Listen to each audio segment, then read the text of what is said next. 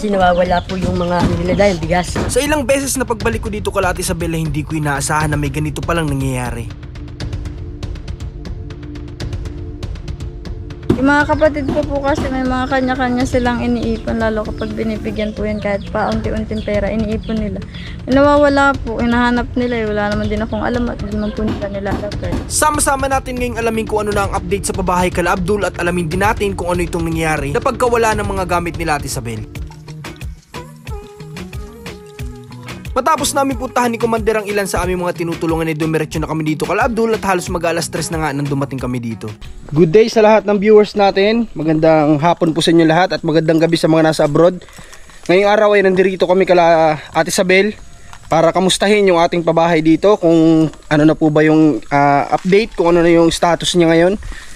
At syempre kakamustahin na rin natin si Ate Isabel kasi nung nakarang pagpunta ko dito wala si Ate Isabel, si Abdul lang. So andiyan kasama ko si Commander, napakaputik po dito ngayon. Grabe, mas lumalala po yung daan dito ngayon kala Ate Isabel. Ayan o. Talagang lulubog yung paa mo dito. Grabe.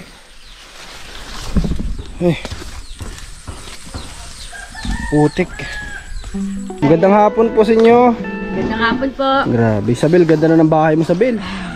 Oo. So tapos na.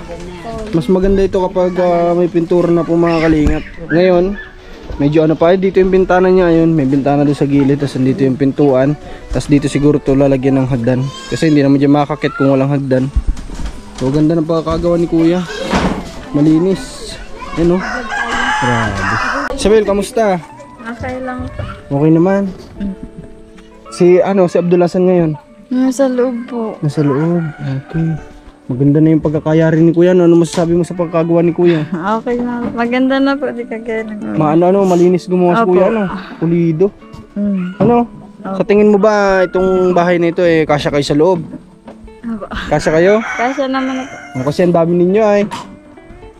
Tapos dito ang gagawin dyan, lalagyan dito ng hagdan sa harap. Okay. Tapos kung mapagawa natin yung kusina nyo dun sa likod. Okay. O pwede din dito sa harap.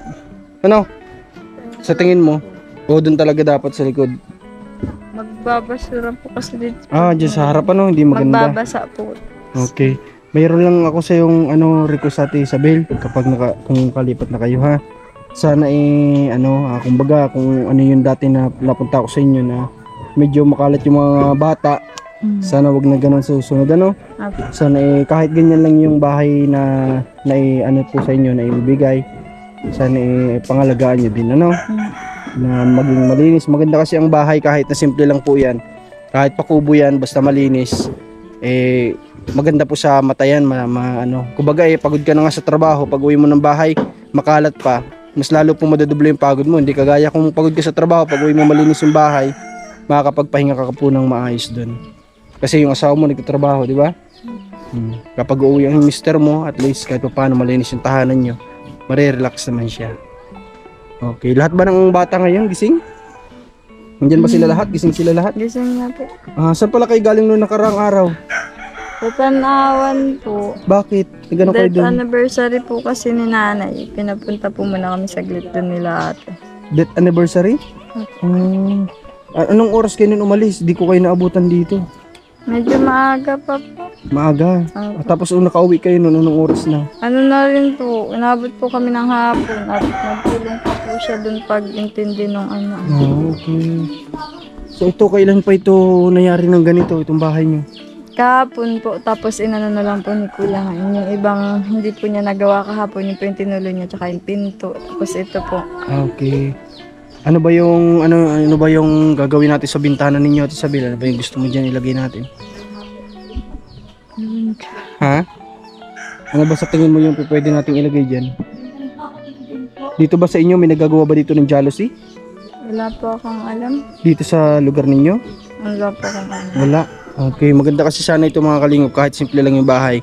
Maganda sana kung i-jealousy natin ito na, alam niyo yun, yung black. Kasi pag jealousy baka mabasag na yung mga bata.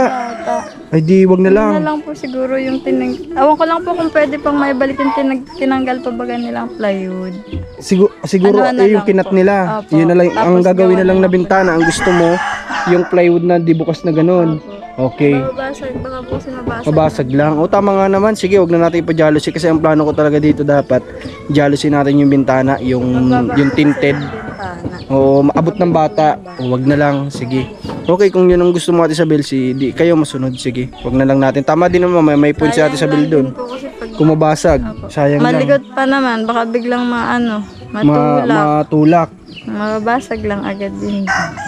Lalo na may mga kalikutan din yung mga bata, no? Magtutulakan pa naman minsan. Si Abdul kasi nung nakaraan dito at Isabel pagpunta ko sobrang likot pala talaga Kaya nun. po. Kapag Kaya nga walang, po, pag walang ayaw nagbabantay. Kaya nga po ayoko yun nang nakakalabas at minsan araw na naman. Oh, ano si Abdul nakahubad no? Galing na naman po kasi dito. Ha? Galing na naman dito. Nagangapon labas. Nandito ka siya kanina. Pag tingin ko na Tatatakbo na naman. Kaya halos nakakailang palit sa maghapon. Kamusta pala? Wala pang update ang magulang mo sa'yo? Wala pa. Wala pa rin hanggang ngayon? Wala pa. Grabe naman. Yung mama mo nakaka-chat mo naman. Bira pa. Di sa akin masyado. Itong mga nakalipas na araw, hindi mo siya nakakausap. Hindi. Yung nanay ko po, di ko po yun. Yung sa kapatid ko po yata, yung isa ko pong kapatid, tinawagan daw. Nagtawag sa akin kanina po yung kapatid ko, sunod sa akin, tinawagan daw. Wala naman daw po. Wala din naman daw po. Wala naman. Sino yung kapatid mo dito na inutusan ng papa mo na nakausap na bago umalis? Ano yun dyan yung kapatid mo na yun? Yung babae? Yung lalaki po. Yung lalaki? Ay, inutusan po na. Na magdala ng gamit niya nung papalabas? Yung lalaki? Yung lalaki po, yung sabi niya po, nakita niya nag-aayos niya siya. Siya yun. Yun. Okay. Imbem, pag napilayan yan, matik kayo sa aking dalawa. Pare-paras kayo, wala kayong alam kung nasan yung papa mo ngayon, ano? Pare-paras kayo, walang idea. Pero sa tingin ba ninyo, nandito sa loob ng Bicol o nasa labas? Baka nasa Maynila po yun. Nakarating po kasi yun doon. Di lang po tinanggap sa trabaho kasi nga may sakit yung kasama niya. Bawal niya sa tubig. Tsaka bawal po doon ang babae kaya di na siya nakabalik sa trabaho niya. Di ko lang alam kung saan po sila nagsuot. Ngayon, pero sa tingin ninyo, wala dito sa Bicol, ano? Wala po dito. Siguro, Kasi kung nandito po, marami naman po nakakakilala. So kahit paano, may magsasabi. magsasabi na sa amin. Okay. So ngayon mga kalingap, may mga nakausap ako kanina before ako dito pumunta na sinasabing mga nagtira sila talaga din dito noon. Nung panahon na yon na mga bata pa sila. At sinasabi nilang hindi daw talaga to Ate Isabel masasakop kung sakali magsukatan. Sila daw po mismo sigurado ang talagang aabutin lang daw po itong bahay na ito. Ano? Okay. Kaso yun ang panganabot daw po talaga ito. Pero sabi lang nila yon. Pero sana basta't dadaanin naman sa legal, 'di ba? Walang problema. Ang ano lang pinagpe-pray ko lang dito mga kalingap na sana ay hindi na to abutin bahay ni Ate Isabel. Para na sa ganun, dahil gusto nga Ate Isabel na dito na siya, dito na talaga siya. Dito talaga siya, ayaw niya nga alis dito. Makisama lalo pag marami, tapos ang dami pong mga bata. Please po dito, ano na kami. Sanay na. Sanay na. Komportable na kumbaga. Kung sa sinasabi po kasi ni Ate Isabel na dito na talaga sila, gusto niya dito na, yun ang pinagpipray ko na sana wag na tong abutin para nang sa ganun, kahit pa may titirahin sila Ate Isabel dito na bahay. Kasi kung aabutin po ito, talagang aalisin to. Oo, itong pinatayo natin na ito na munting tahanan, talagang aalisin po yan. Walang matitira po dyan. So sayang din at ang nakakaano doon, wala sila Ate Isabel ng tirahan, no? Okay, silipin nga natin dito. Silipin natin itong bahay nila sa dito. May pintuan din dun sa kabila. May pintuan din pala sa kabila. Dalawa pala pintuan dito mga kalingap. Isa dito, tapos meron pa dun sa kabila. Check natin dun. Libo tayo dun sa kabila. Okay. Dito sa kuryente wala namang problema sila at sabi kasi may kuryente sila dito. Pero gusto ko sana mabilan din sila ng solar para kahit paano kawas sa sa konsumo sa kuryente. Meron, may pintuan pa pala dito. Ayan, goods.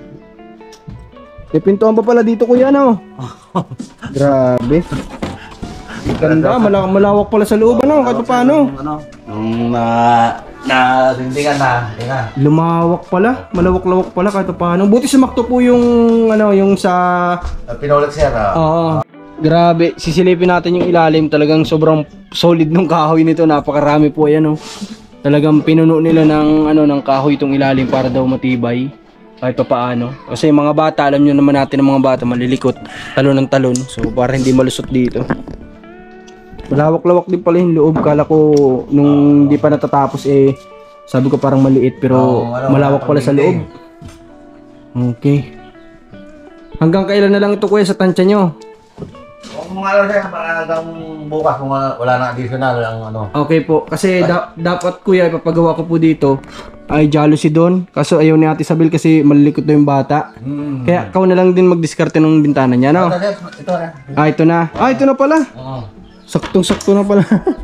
Okay, sige Yung po. ano sir, may request yung mag-asawa. Ano po ba yun? Kasi minsan, maalis sila. Oh, Yung safety ng ano mga yung paglalakan, yung padla. Oo, sir. Okay, sige, walang Gagawa problema. na daw sir ng ano, ng kwarto for Ng kwarto privacy. para sa kanila mag-isawa. Oo, sir. O sige, Saka sige. yung mga gamit Titingnan ng natin, ano? Alis sila, Oo. nakalak yung kwarto, kahit nandito yung mga bata pwede. Okay, Basta sige. yung mga gamit Sige, nila. sige. Tingnan po natin. Oh, maganda din naman yun. Yung naisipan nila Ate Isabel na may kwarto para may lagayan ng gamit. Kasi syempre, may mga gamit din naman sila. Hindi na mawawalan yan. O kung may pera man sila na kailangang itabi, may kwarto po na hindi maano, kumbaga hindi magagalaw yung kanilang itinabi doon. Safe, kumbaga. Kasi nawawala po yung mga nilada, yung bigas. May nawawala ba sa inyo? Gamit? Madami po. Ha? Madami. Mga wise, bigas. Nung ang bahay niyo pa iba? Diyan pa, tapos yung dito po. Paano mo nasabing nawawala? Paano ano? Nakikita naman pong nagaano talaga. Nawawala ng pera. Kumbaga tandaan nyo na umalis Opo. kayo ng gano'n. Pera, bigas, ultimong wire. Ay, gano'n? Yung mga kapatid ko po kasi may mga kanya-kanya silang iniipon, lalo kapag binibigyan po yan kahit pa unti-unting pera, iniipon nila. Nawawala po, hinahanap nila wala naman din akong alam at din naman po nila nilalagay. Hindi naman kaya mga kapatid mo ang nag-ano? Sila rin po yung nag-iipon eh. O bakit naman nila kukunin yung Opo, iniipon kanila nilang po sarili, yun. di ba? Minsan nga po nagtatanong sa akin kung ginastos ko, kung binili ko, kung may kinuha ako. Eh wala naman, di man ako nangingialam ng pera nila at iniipon man nga po nila at sabi ko baka may gustong bili. Ano yun, maraming beses ba nangyari yan dito? Lagi naman po. Ay, gano'n? E paano ginagawa nyo sa mga iniimbak ninyo? Hinahayaan na lang po namin, di na namin makita eh. Kaya po naubusan din kami ng gamit. Kaya kayo naubusan ng gamit. Pati ba pera? May nangyayari ba na pati pera? Opo, minsan nga po yung sa taguan na hindi mo na inaasahan na lalagyan pa nila ng pera. Nakukuha kasi may tabo silang pinaglagyan dun sa kabila, dinikit lang nila yung tabo eh. Hindi mo naiisipin na may pera dun. Oh, okay. Doon naglagay din daw po sila dun tapos nawala din. Minsan nakalagay na dun sa, nagagawa sila ng parang aralkan siya, minsan karton na pinaghulugan. Para nga lang po may maipon sila. O wala din. Marunong din pala sana itong mga kapatid mo mag-ipon-ipon, ano? Mahilig po mga mag-ipon. Mahilig sila mag-ipon. Ano ba, dapat yung pinaglalaanan nila, bakit sila nag-iipon? Siyempre, Ewan ko meron lang yan. po.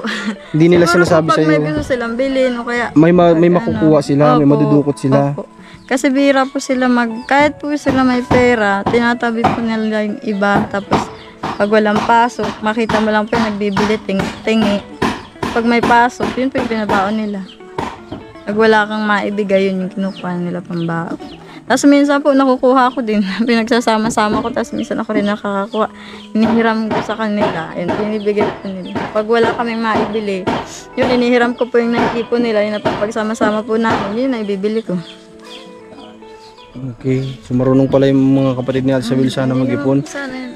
Kaso Marami na po sanang ipon. marami na sana. Kaso nawawala. Opo. Hindi man natin alam kung sino yung kumukuha. Mahirap naman mag-mention, di ba?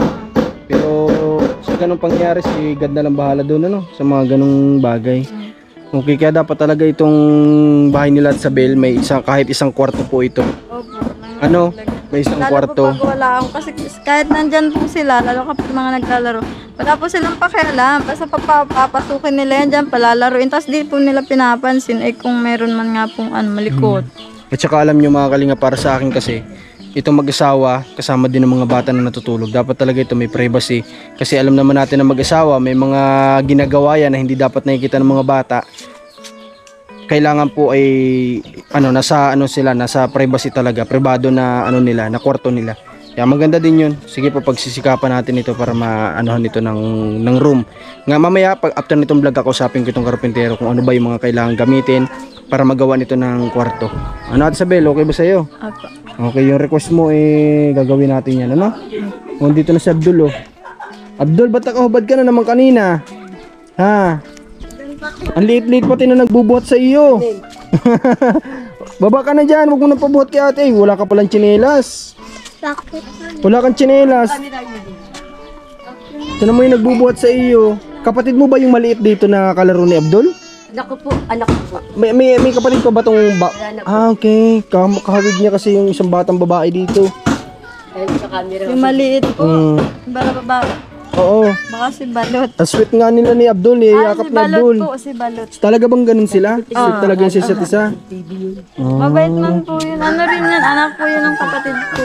Okay. Anong pangalan mo? Carmen po. Ha? Carmen. Carmen. Apir tayo Carmen. Oh, si Carmen. Ilang taong ka na? 5. Nag-aaral ka? Di ba? Bakit? Lawang birth certificate ako Ay, wala kang birth certificate? Ay, dapat magkaroon ka na para makapag-aral ka. Sabihin mo sa mama at papa mo, ano? po. Okay.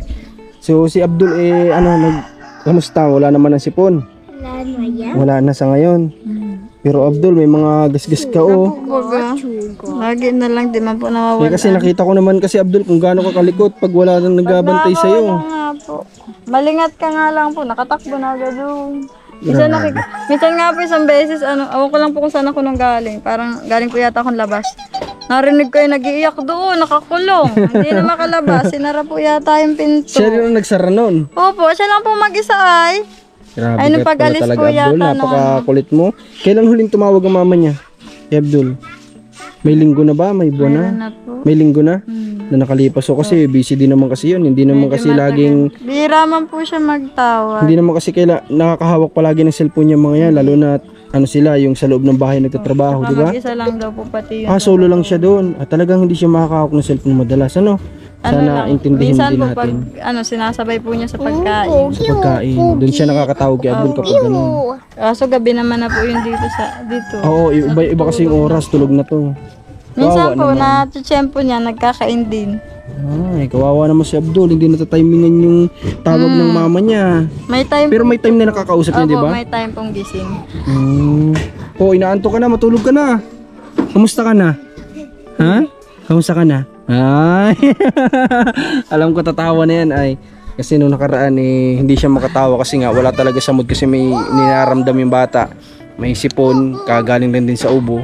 Pero ngayon, tingnan nyo naman, masigla na naman itong bata na to. Pero lagi ka magsusuot ng tsinelas mo, ha? Abdul.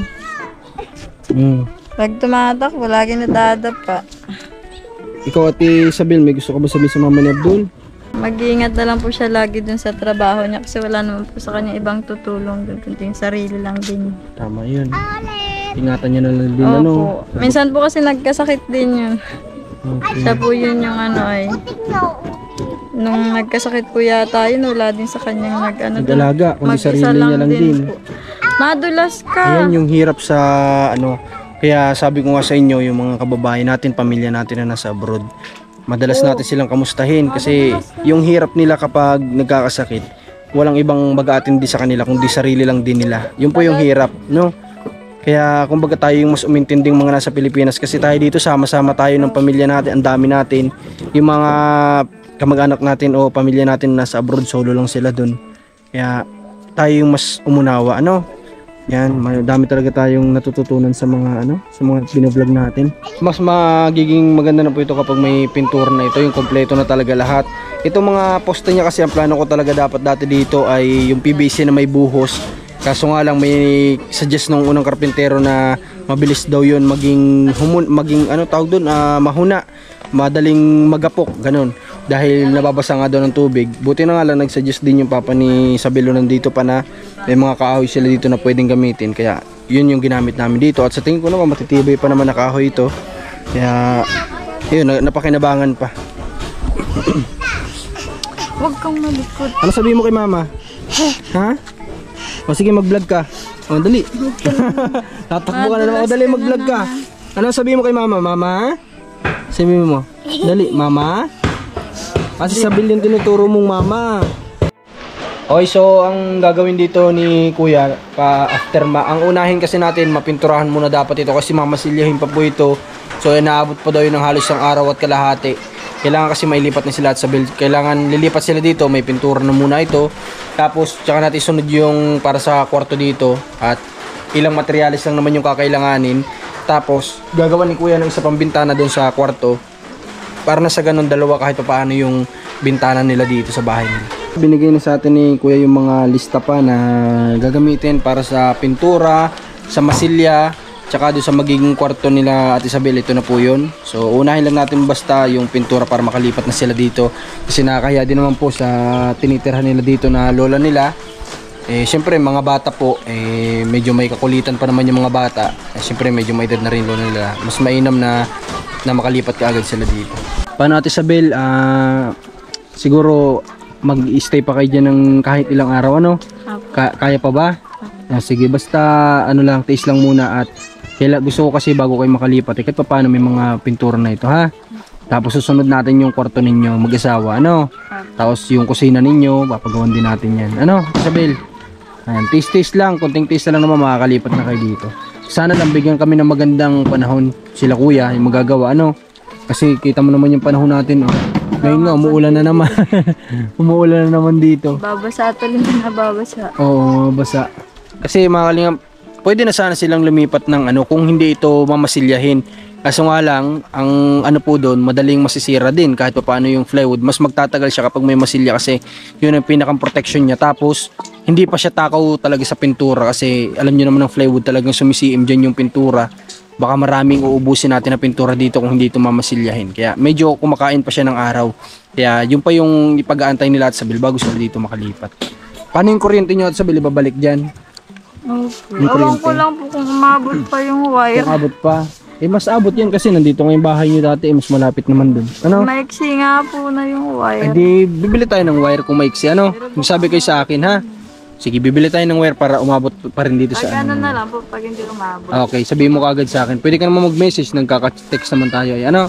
Okay. Grabe, naabot na naman kami ng ulan. Talagang ganito talaga yung panahon dito. Kaya nga po, ako sa gabi, parang na tayong aso kapag tahol ng tahol. Pero wala naman tayong magagawa. Ito yung mission natin araw-araw. So si Ate Isabel, nagsasabi siya sa akin na yun nga, na hindi na daw niya kayang i-provide talaga yung ibang pangangailangan ng kapatid niya. Kaya sabi ko ako nang bahala at nagte-text naman sa akin si Ate Isabel.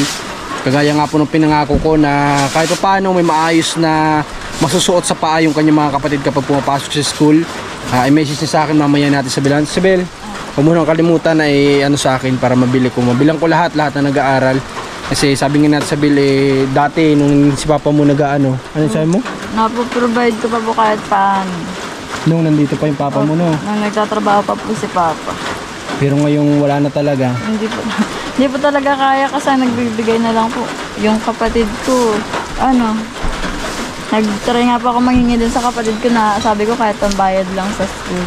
Ano sabi? Para maka-exam. Binigyan nung po ako.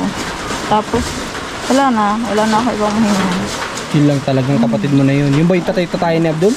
Opo, yun, doon ako naghingi ng pambayad sa school. Kasi may din po yun may sarili naman na po yun. Oo.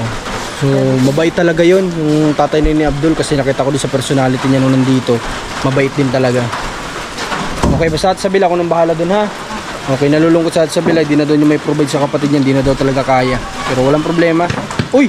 Nalaglag yung nyug. So, yun, salamat ulit mga kalingap sa tumulong sa atin dito kaninang Adel Yuson. Maraming salamat po sa shinare nyo sa akin para maituloy ko itong bahay na ito. Kasi kung ako lang po ay baka hindi ko kakayanin, buti na lang tinulungan nyo po ako. Andyan po kayo kahit paano nakaka-provide tayo lahat sa bilang ganitong simpleng tahanan lang. Kaya maraming salamat po. God bless.